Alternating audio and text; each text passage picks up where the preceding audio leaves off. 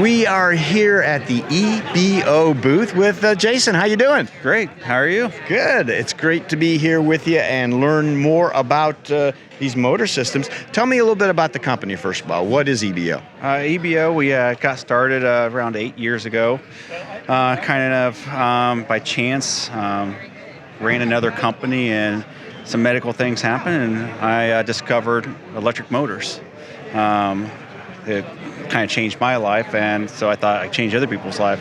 When I got into it, I had no idea that I'd be getting so heavy into the recumbent industry, which has been a lot of fun. I told people our first year in business, it was all 700C, wheels going on, cruisers to single speeds, and within a year or two, everything became 20-inch wheels on recumbents. But this has been a really fun industry to get involved with.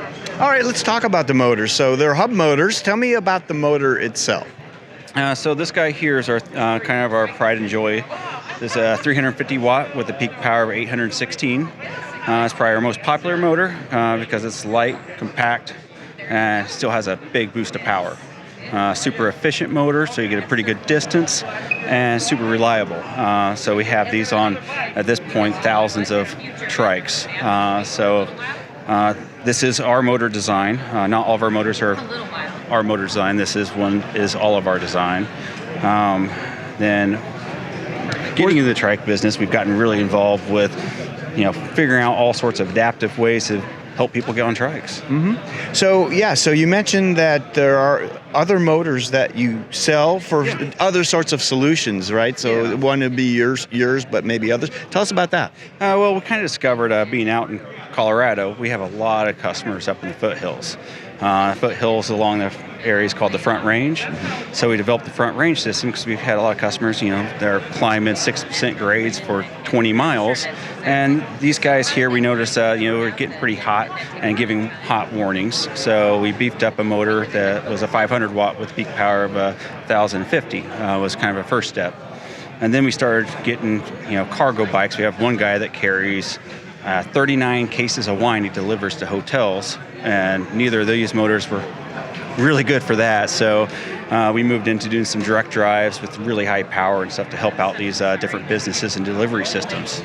Okay, so you spread out into that as well. Yeah. All right, so back to the trike. So when a customer wants to order a motor of yours, they order the wheel, I assume. Is that how it works? It's basically they order the whole system. So kind of everything goes out of our shop is custom. So we don't know if it's going to go on a Sun trike that has a 16-inch front wheel that's silver, or it's going to go on a 559 with the 26 on the back, or something that has a 700C. So basically, when you order it, we have to give you the right cable lengths, the right type of throttle, the right type of pedal assist, the right size wheel, and whatever type of battery works best on your bike. So Jason, a customer who wishes to order a motor from you, how does that process go? Do they send you a wheel and then you ask questions about the trike, for instance? How does that work?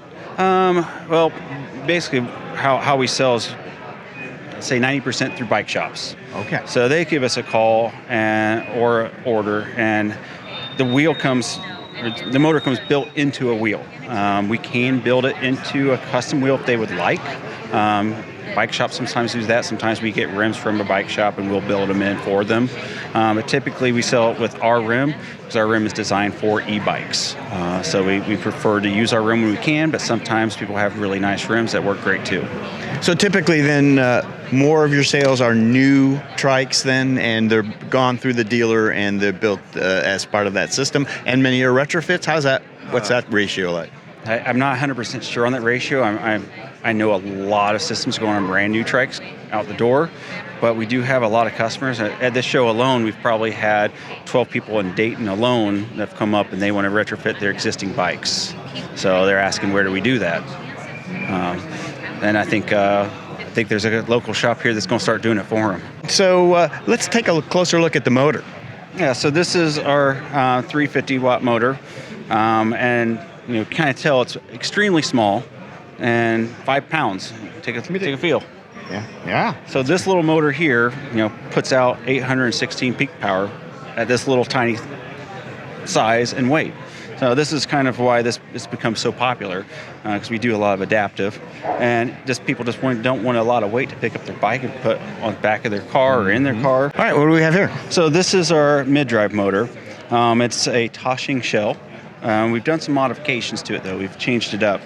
We're putting a KT controller inside of it, and then we're also doing different windings on the motor, a little more efficient, more copper, which is giving us a little more peak power. So we're getting around peak power of 750 in them now, and it's still a nominal 350 watt motor.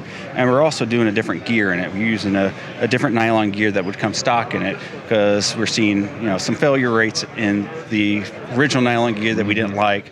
So we already have the technology and stuff we're doing in our motor, so we use that technology to add into here to make it a little more efficient.